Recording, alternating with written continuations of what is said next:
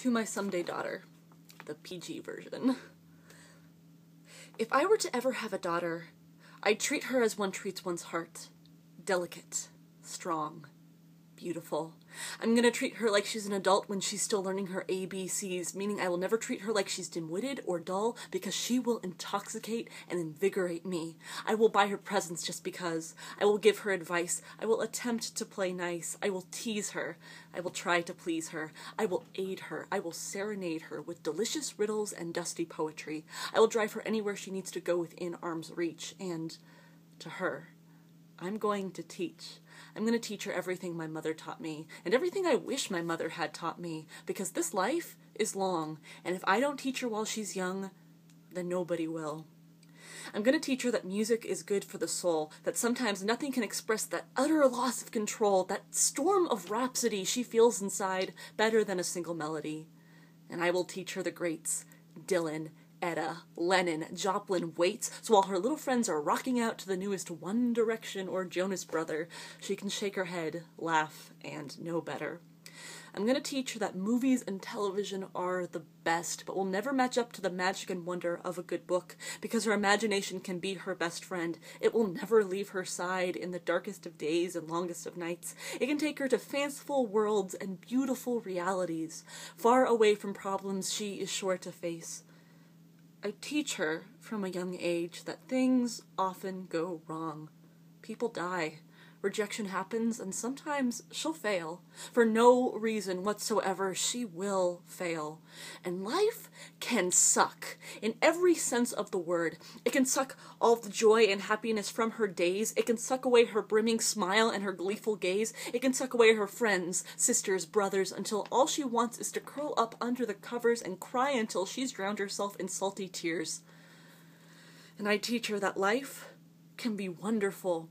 It can be magnificent and spiritual, titillating, tantalizing, terrifyingly awe-inspiring, and that people will often surprise and astound her with their kindness, and that so much beauty can be found in a single blade of grass, so long as she is willing to stop and take a look once every blue moon.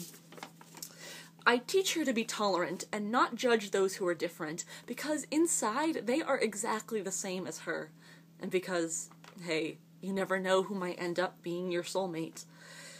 And I will sing her Disney songs and raise her on Muppets so that she will never have a reason to stop dreaming.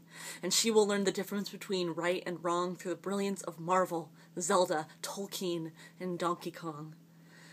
And I hope I'm one of those parents who can remember what it was like to be her age, so when she breaks curfew or backtalks or gets caught casing the joint, I can lecture her, but to the point that she knows that I understand that being a teenager is rough and full of reprimand, and that the only reasons I lecture and ground is because I love.